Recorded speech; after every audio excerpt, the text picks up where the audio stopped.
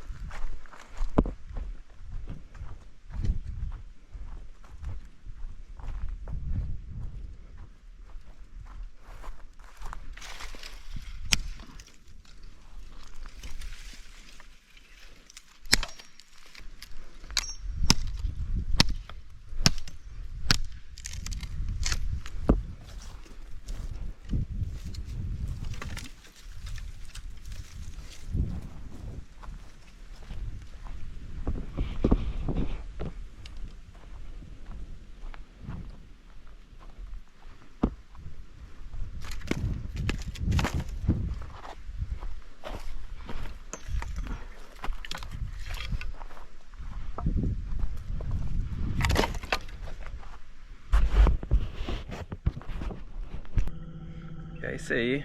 Você que não é inscrito, se inscreva no canal, ative o sininho das notificações para não perder nenhum vídeo. Compartilhe com seu amigo pescador. Valeu e até a próxima pescaria.